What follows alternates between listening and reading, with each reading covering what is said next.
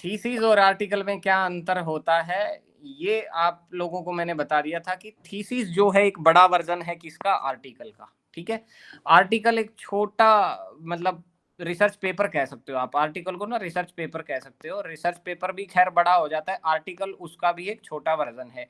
यानी कि आपने रिसर्च करी और अपनी रिसर्च को आपने कम से कम शब्दों में एक आर्टिकल के रूप में कहीं पर किसी जर्नल में पब्लिश होने के लिए दे दिया। ठीक है, जबकि थीसिस किस लिए होती है, आपकी पीएचडी की कंप्लीशन के लिए होती है थीसिस, राइट।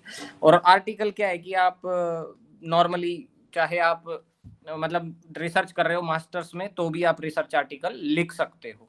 ठीक है, तो रिसर्च आर्टिकल के लिए आपकी क्वालिफिकेशन मैटर नहीं करती, लेकिन थीसिस में आपकी क्वालिफिकेशन मैटर करेगी, राइट। तो अब आ जाते सबसे पहले पर्पस। तो पर्पस मैंने बता दिया, इसका एजुकेशन पर्पस है। और आर्टिकल का पर्पस क्या है भाई, अपनी क्रेडिबिलिटी को बढ़ाना, आप अपनी वैल्यू को बढ़ाते हो, अपने कंट्रीब्यूशन को बढ़ाते हो अपने फील्ड में, और एडवांसमेंट के लिए इसका इस्तेमाल करते हो कि हाँ भाई देखो मेरे रिसर्च पेपर इतने हो गए और मैं अच्छी रिसर्च कर रहा हूँ, और आपकी वैल्यू बनती है मार्केट में, राइट। तो ये बात है। ऑडियंस की अगर हम बात करें तो यहाँ पर भैया आपकी एजुकेशनल कमेटी और प्रोफेसर वगैरह बैठे रहते हैं आपकी थीसिस को देखने के लिए।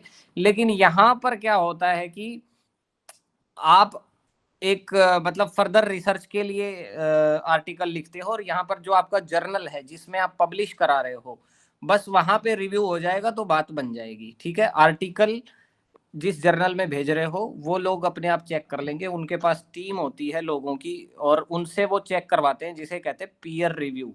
पीयर रिव्यू, ठीक है। पीयर रिव्यू का मतलब क्या है, उस फील्ड के एक्सपर्ट से आपका जर्नल आपकी आर्टिकल को भेजेगा, और फिर उस आर्टिकल को वो लोग चेक करेंगे। जैसे बोर्ड एग्जाम में आपने देखा होगा कि आपने एग्जाम कहाँ दिया और कॉपी आपकी कहीं और चेक होने गई। ठीक है, जैसे सीबीएसई का एग्जाम आप दे रहे हो तो कॉपी चेक होने कहीं और चली जाती है। ठीक है, तो वही सेम काम यहाँ पर होता है। आपने किसी जर्नल में अपना आर्टिकल सबमिट किया, और जर्नल क्या करेगा, उनके जो कॉन्टैक्ट हैं, जो एक्सपर्ट हैं, जैसे योग का आप आर्टिकल लिखते हो तो योग के एक्सपर्ट्स के पास वो भेज देगा, वो उनकी टीम होती है, और ऐसी प्रोसेस को क्या कहता है, पीयर रिव्यू। ठीक है जी, गुड। अब आ जाइए एब्स्ट्रैक्ट। एब्स्ट्रैक्ट का मतलब होता है कि पूरा जो आपका रिसर्च आर्टिकल है, चाहे आपकी थीसिस है, आप कम से कम शब्दों में उसकी क्या बना देते हो, समरी बना देते हो। तो एब्स्ट्रैक्ट का मतलब ये मान के चलो कि abstract is equal to summary. ठीक है, तो निचोड़, आपके पूरे रिसर्च का निचोड़ जो है, लगभग 500 शब्दों में आप क्या कर देते हो, पूरी रिसर्च का निचोड़ कर देते हो कि भाई मैंने अपने 3 साल में 5 साल में ये काम किया। ठीक है, लेकिन आर्टिकल क्या है, क्योंकि छोटा होता है तो इसलिए 150 से 250 वर्ड में ही आपको बताना होता है। ये क्यों किया, क्योंकि सबके पास टाइम नहीं है ना भाई पूरा आर्टिकल पढ़ने का।